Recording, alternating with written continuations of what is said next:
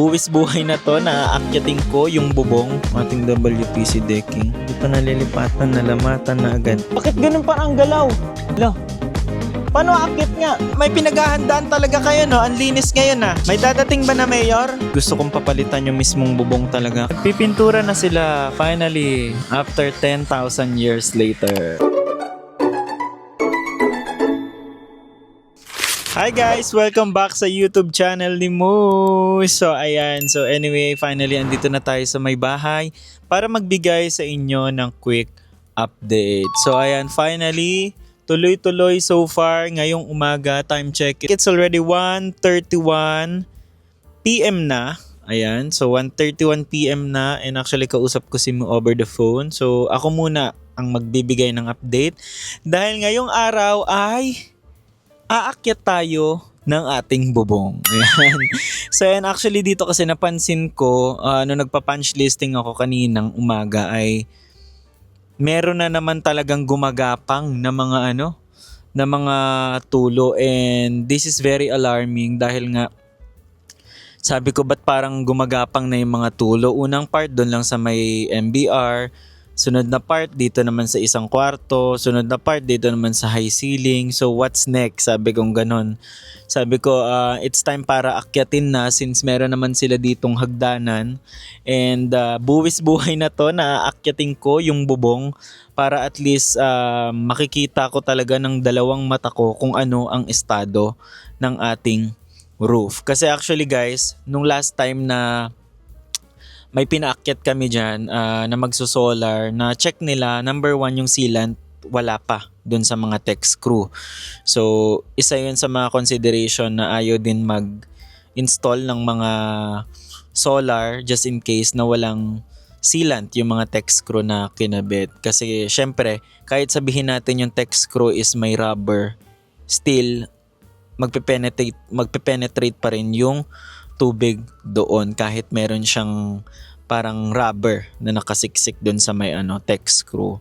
And number 2 is concerning namin parang yung kagaya sa may carport yung nangyayari. Kumbaga parang anong tawag dito, nag-i-stuck yung mismong tubig sa may bubong. Kaya isa din yon sa mga alarming na gusto kong ma-address ng aming contractor dahil lagi nilang sinasabi na dahil yun daw sa may profile ng roofing. Pero kasi dito sa may katabi naming bahay, sa mismong tapat, same kami ng roofing na ginamit. Parang ganun din na tile roof ba yan yung tawag doon? Mamaya ipapakita ko sa inyo guys kung anong inilagay doon sa aming bubong.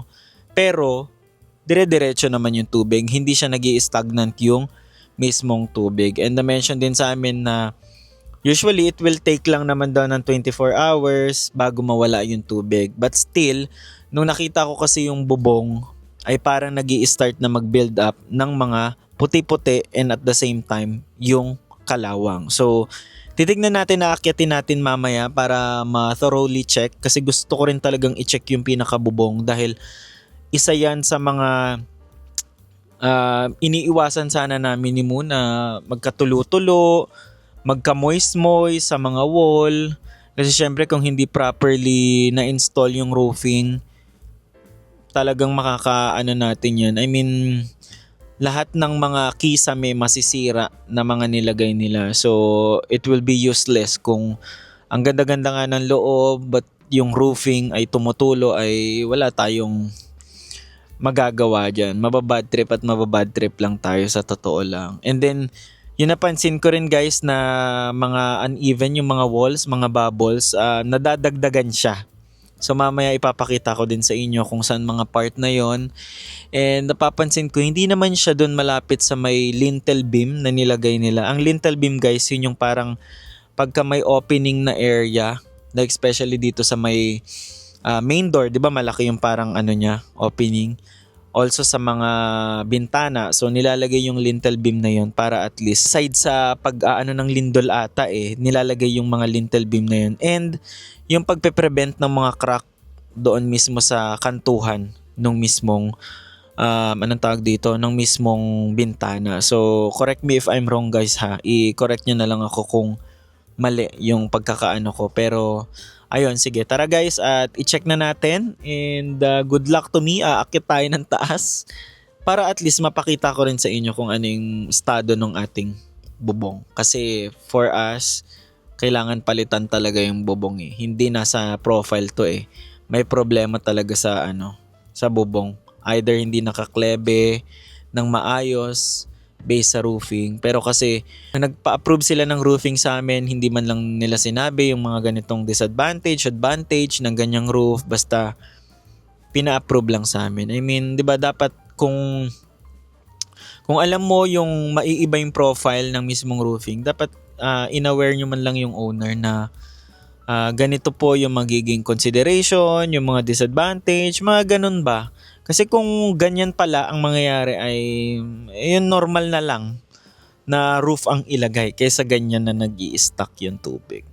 So ayun, tara na at magbigay ng update. Let's go. So ayun guys, ang ganda na update sa ating variegated African talisay. So talaga nga namang talagang pataas siya ng pataas guys, no? Oh, kahit hinahangin niya na sobrang lakas, stand still pa rin siya, oh. Nakatayo pa rin ng maayos. And napansin ko ay meron ng bagong bunga. Ayan, oh. Ang na niya guys, ito, oh. Pinaka gitna. Ang ganda, sana wag maputol sa sobrang lakas ng hangin eh. 'Di ba? Tsaka totoo nga yung sinabi nila na lalaki at lalaki talaga yung niya. Yung bunga niya. So, ayan ang ating African talisay. So, ayan dito naman guys sa ating side ng ating ay nagpipintura na sila finally after 10,000 years later. So, masisimulan na rin siguro ang pagla-landscaping dito once na natapos ang ating pagpipintura dito. Kasi tignan niyo guys, umaraw na, nagpakita na talaga ang haring araw. So, kaya finally napinturahan na nila yan and 2 coating ang gagawin nila dito eh. And dito rin sa ating mga wall. Inaayos na nila yan. Diba? At least makakapag-resume na yung ating landscaping dito guys pagka balik nila. Kasi I think next week ay pupunta na sila dito para i-resume yung ating mga yung ating mga landscaping. Kaya yun na lang ang hinihintay natin para at least medyo gumanda na ang ating palipaligid dyan at mapalitan ng mga greenery. And dito sa ating main door, ayan, inanuhan na nila. Anong tawag dito? Natanggal na yung pagkakinis. Minat na nila yung dating. For install na lang to no? Installation na lang daw yan. And then okay na. Diba? So good thing umaraw kasi talagang pwede na nilang ratsadahan yung mga sealant dyan eh. Mga kailangang i-sealant. And especially dito sa part na to dahil nga na may na ganyan. May ganyan na siya. Siguro bumabagsak kaya nilagyan nila ng mga ng ganito. Na mga anong tawag mo dyan guys? Parang kahoy. Suporta. Dito sa ating mismong roof. Ayan. So, good luck na lang. Tignan natin pag natanggal yung na yan kung matibay ba. 'Di ba? Pero ang ganda nitong main door guys. Dito ko na sa main door. Ganda niya. Kaso meron pang mga ganito. Check natin dito naman sa likod. Yun, finally, napipinturahan na Yun, mga tana, Team Riza. Kaya nga eh. Pero yung mga halaman natin, ano nangyari dyan? Para Dala ng pagkatanim. Tutubo pa rin? Kailan tutubo? 1 week, tutubo? Sige nga, tignan natin. General cleaning na daw. Sige, ayos yan. Kasi may dadating na mayor dito sa mga susunod na panahon. Wala pa. Nagbibideo pa ako eh. Pampalakas kaya ng pampalakas. Galingan mo muna dyan, Sige. Puro palakas ang palakas no, wala pang nagagawa. Tama mali. Tama. Tama. Pero nakalbo. Pero nakalbo. Tama. Sige, general clinic ka na dyan. Ayan ang nangyari sa ating mga halaman sa likod. So, di pa natin nalilipatan guys. Nakalbo na siya. Tuluyan na siyang kinalbo ng panahon. And dito, ayan, naangat na nila guys ang ating shower. Pero wala pa yung shower area. So, ayan ang ginawa nila. Parang dinugtong ata nila to. Hindi ko alam kung paano nila inanuhan yan. So, ganyan ang nangyari dito sa ating shower area. And may nagsabi din guys na baka daw na-adjust yung ating shower dito. Actually, hindi po naka-fix siya yung mismong shower. Kung ano yung height niya, yun na yun talaga. So, tinanong din namin sa supplier, which is yung kay Kanzen, hindi talaga siya naaangat. Kumbaga, mababa talaga yung pagkaka-install. Kaya pinatibag namin and pinapalit namin. So, yun yung mga minor ba yan o major? Kasi tinibag nila yung tiles eh. Kumbaga, bibili na naman sila ng tiles, diba? So, yun yung mga chine-check ko rin sa aking punch listing, 'di ba? Especially mga corner or mga termination ng ating mga tiles kasi medyo nagwo-worry din ako doon dahil minsan pangit and at the same time bungi-bungi yung tinatawag nila. Kahit sabi mong i-grout is makikita or mahahalata pa rin siya. And dito guys sa ating isang pintuan, may napansin lang ako guys ito Ayan para siyang umumbok yung sa part na yan. Anong tawag dyan? Champing?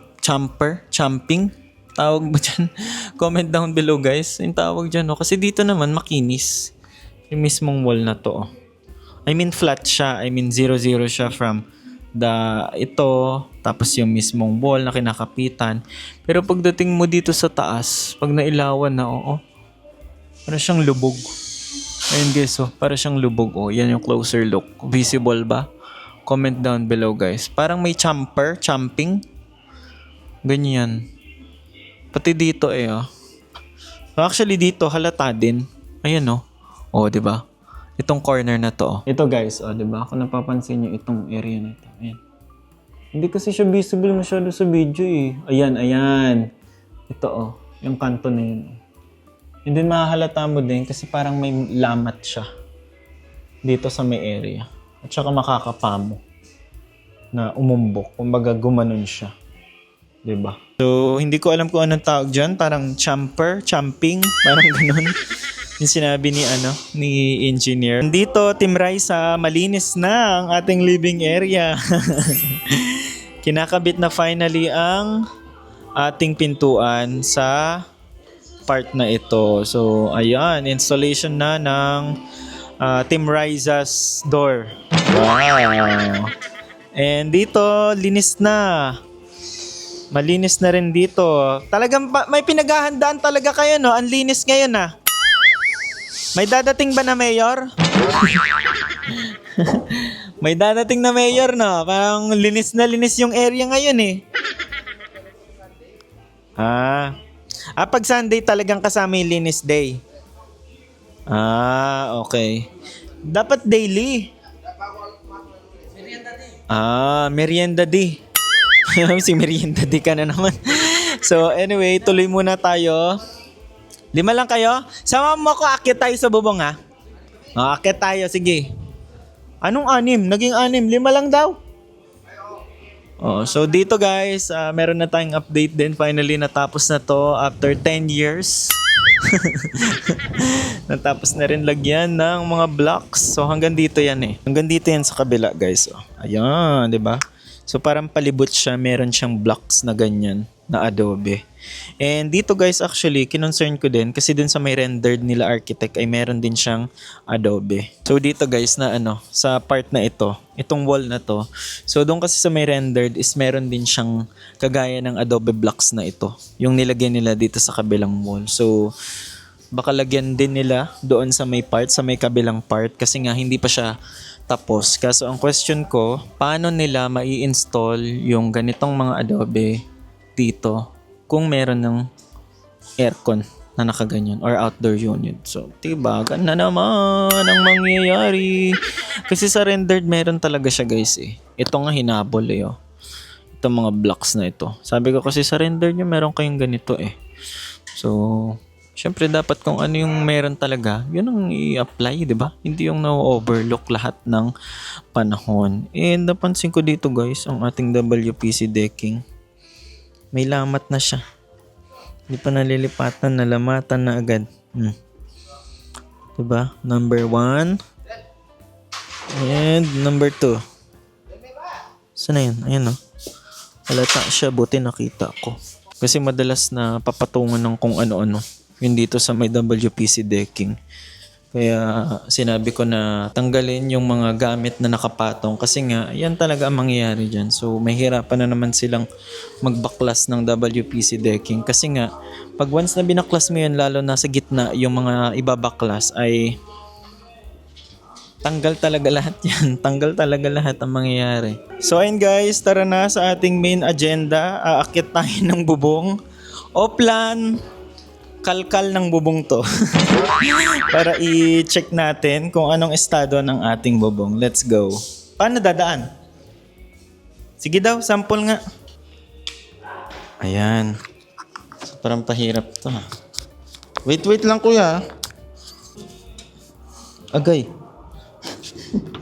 Matibay na ba to? Matibay na ba tong ano? Itong pinapatungan? Ikaw muna para alam ko kung paano umakyat. Hindi, damo muna nga. Yawa ko ito eh. Puta. Oh? Bakit ganun parang galaw? Oo. Kaya hawa ko. Pag nauna ako, walang hawak yan. Ala. Paano aakit nga? Nagagalaw niya. Ala.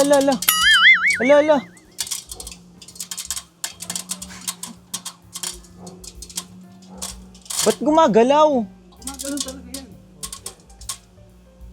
Ay, ako na nga muna. Oo nga, kaya nga ikaw muna eh. Hawa ko.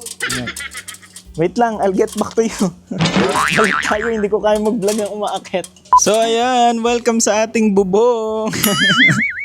Joke lang guys. So parang nag-decide ako na wag nang umakyat kasi nakakatakot at saka alanganin kasi yung mismong roof doon. So kumbaga pababa yung mismong akyatan kaya nag-decide ako na wag na kasi baka mahirapan din tayong bumaba talaga. Pero may mga nakuha naman akong videos guys or mga shot to. Ito yung mga yon. Yan. So actually ang mga video na yan was taken kaninang umaga. So nung nag-check kami and mapafind out nyo talaga dyan guys sa video na yan na nag-i-stack talaga yung mismong tubig. And hindi ko lang ma-sure or kino-question ko lang kung bakit doon sa may mismong flashing nila or inside gutter, meron pang naka-L na ganon. Ano yung L? Hindi na alam yung L. Parang may naka-L pa silang nilagay na aluminum na ganon or stainless after ng mismong inside gutter. So, I think doon siguro nagkaka-problema yung mismong bubong natin kaya nagkakatulo. So, comment down below guys kaya nakita nyo kung ano yung estado ng roofing. So kung sa amin to is gusto kong papalitan yung mismong bubong talaga kasi hindi talaga tatagal or in the long run baka maging problema talaga namin yung magiging ng roofing kasi nga iba yung mismong profile niya. So i-raise din namin ito sa aming contractor kasi mismong foreman nila ang sinasabi talaga ang problema ay yung klebe ng mismong bubong. Kaya ayun, hopefully mapalitan nila kasi kumbaga parang buong bubong na naman ang aanihin dyan eh. Ang buong bubong na naman ang gagawin dyan eh or papalitan eh. Kasi hindi rin kami papayag na ganyan din. I mean magi-stack yung tubig. Kasi tignan nyo to guys oh. Ayan, ewan ko guys kung visible sa end nyo. Itong parang kulay red na roofing na to. Ayan o, yung maliit. So parang almost same ng profile yan sa amin. Pero nakaklebe naman ng maayos yung kanilang bubong. Sabi ko, nasa klebe talaga yung yung problema ng roofing namin dito. And actually, nagtanong-tanong na rin kami sa ibang mga nagbububong, especially kay Sir Paul. Ayan. And actually, sila Sir Paul talaga dapat ang gagawa ng aming roofing dito. First option, first choice, wala nang other option, sila talaga. But unfortunately kasi, yung contract namin dito ay nakasama sa mismong general contractor namin. Pagka papasok yung parang other party na gagawa ng bubong, hindi madideduct sa mismong total contract price. So hopefully magawa nila ng paraan kasi isa yan sa mga iniiwasan talaga namin. And nung una pa lang na nag-usap kami ng general contractor namin ay sabi ko number 1 roofing, number 2 yung palibot ng exterior or yung mismong waterproofing, 'di ba? So, 'yun kasi mawawala din yung ganda guys ng bahay. Kahit ano man yung kamamahalin yung mga gamit na ilagay mo diyan, kung saan man gawa diyan. Pero kung ang bubong na nagko-cover ng buong bahay ay palpak, wala din, 'di ba? Masisira din. And especially yung ceiling. Masisira at masisira in the long run. So, kayo na ang humusga guys sa ating roofing. I think it's not normal kasi nag-i-stuck yung tubig. Number 1 problem is dahil sa hindi maayos yung pagkakaklebe. Kasi nung pina-approve sa amin guys yung mismong roofing na yon, hindi man lang sa amin inaware na ganun yung possible na mangyari. I mean yung mga disadvantages ng ganong profile. Kasi kung ganun pala magiging problem, yung normal na lang, nakagaya nito. Ayan, ganyan na lang. Yung pinaka na lang na ganyan. Anong tawag dito guys sa may roofing na to? Kasi dito dati nagkakaroon ng problem din, 'di ba? Yung nai-stuck yung tubig. So pinapalit namin. So kung ganun na lang ang mangyayari, edi palitan na lang nila buong bubong. So sabi nila magpa-punch list daw din kami this coming Tuesday, but I doubt. Bakit tayo magpa-punch list kung wala pa naman naka-install? Like for example, yung dun sa may countertop namin sa baba sa kitchen. Paano tayo magpa-punch listing kung wala pa naka-install na mga countertop, ganun. Kasi 'di ba, punch listing usually mga defects ang chine-check, ganyan yung mga quality ng work. So, sabi ko paano tayo magpa-punch list kung hindi pa naman nakalagay? Mga glass, wala pa rin. Yung mga maliliit na detailed na yon na sinasabi nila na na lang naman yan, parang install na lang naman yan. Maliliit na lang yan na na bagay, pero yun pa yung mas mabuting-ting or mabusisi na gawin talaga. So, ayun, hopefully magawan nila ng paraan. And mapapabuntong hininga ka na lang talaga. Kasi especially kung makikita mo yung ceiling na unti-unting nagbi-build up ng mga tulo, mga bubbles, ganun. Sa ating hagdan, wala pa namang masyadong update. Pero Monday daw nila i-resume kasi hinihintay nga nila kung ano yung pinaka-final decision ng team nila. Kasi yung option na sinabi ko kahapon or sa nakaraang vlog ay sinabi ko na rin. Like yung option 1, kung itutuloy nila yung mismong handrail ay tanggalin nila yung pinaka-panira dun sa mismong first step. Pero kung yung option 2 is pwede nilang gawing nakapatong dun sa may planks yung mismong handrail. So, hintayin natin bukas kasi bukas babalik yung architect para i-check. So, ayan, so far, yun lang naman ang ating latest update kasi ngayon, tinatry na nilang akyatin yung bubong para maayos yung mga tulo. Kasi nga para maagapan yung mga mga ceiling dahil nga hindi rin biro. Dahil masisira lahat ng mga ginawa nilang ceiling or mga final works kung hindi maayos yung bubong talaga. So, ayan. Anyway guys, yun lang ating latest update dito sa aming pinapagawang dream house. Kung na-stress na naman kayo dahil sa ating bubong, the feeling is mutual. So, ayan guys, maraming salamat sa panonood ng aming vlog and sa pag-abang lagi and sa mga comment suggestion nyo. And pasensya na guys kung minsan ay nasasabi namin na kami naman ang titira. Well, siguro nasasabi namin yun dahil siguro parang na rin kami. Alam mo, nawawala ng option din or ng choice sa mga nangyayari. So, sabi naman nila ng iba na hanap na lang kayo ibang contractor pero yun nga, hindi nga madali guys dahil almost 98% na yung nababayad namin. Kaya ituloy na lang nila and baguhin kung ano yung mga dapat baguhin habang nandito pa. 'Di ba? Ayun. Yun lang guys, and thank you so much sa laging pag-aabang ng aming video. Bye-bye!